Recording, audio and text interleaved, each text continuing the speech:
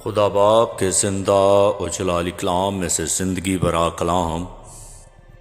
پالوس رسول کا خط افسیوں کے نام، اس کا پہلا باب 1 سے 23 آیت مبارکہ تک۔ پالوس کی طرف سے جو خدا کی مرضی سے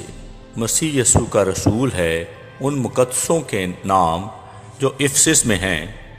اور مسیح یسوع میں ایماندار ہیں، ہمارے باپ خدا اور خداوند یسوع مسیح کی طرف سے تمہیں فضل اور اطمینان حاصل ہوتا رہے۔ ہمارے خداوند یسوع مسیح کے خدا اور باپ کی حمد ہو، جس نے ہم کو مسیح میں آسمانی مقاموں پر ہر طرح کی روحانی برکت بخشی، چنانچہ اس نے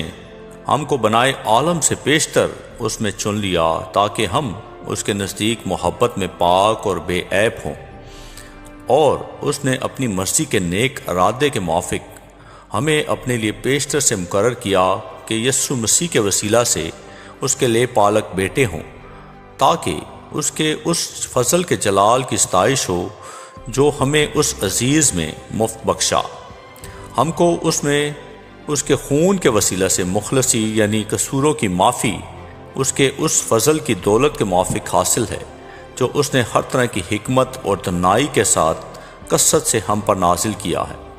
چنانچہ اس نے اپنی مرضی کے بید کو اپنے اس نیک ارادے کے موافق ہم پر ظاہر کیا،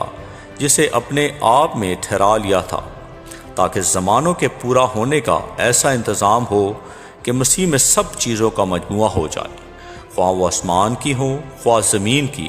اسی میں ہم بھی اس کے ارادے کے موافق جو اپنی مرضی کی مصالحت سے سب کچھ کرتا ہے، پیشتر سے مقرر ہو کر میراث بنے،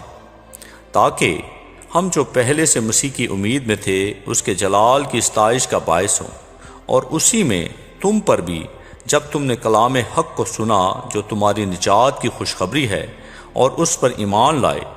پاک مولود روح کی مہر لگی، وہی خدا کی ملکیت کی مخلصی کے لیے ہماری میراث کا بیانہ ہے، تاکہ اس کے جلال کی ستائش ہو۔ اس سبب سے میں بھی اس ایمان کا جو تمہارے درمیان خداوند یسوع پر ہے اور سب مقدسوں پر ظاہر ہے، حال سن کر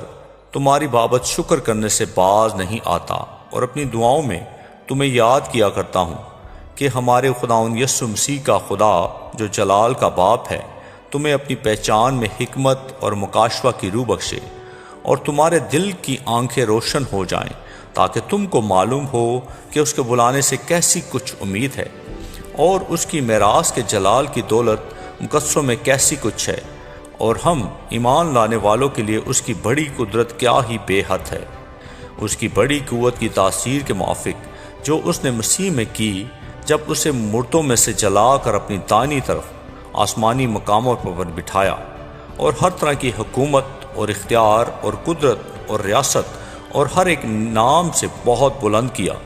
جو نہ صرف اس جہان میں بلکہ آنے والے جہان میں بھی لیا جائے گا، اور سب کچھ اس کے پاؤں تلے کر دیا، اور اس کو سب چیزوں کا سردار بنا کر کلیسیا کو دے دیا۔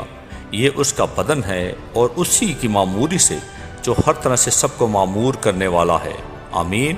پاک کلام کے پڑھے اور سنے جانے پر خدا ان کی برکت ہو، خدا ان کا شکر ہو۔ آمین۔ اس زندہ اور جلالی کلام کو زیادہ سے زیادہ شیئر کریں تاکہ لوگ سن کر برکت پائیں۔ آمین۔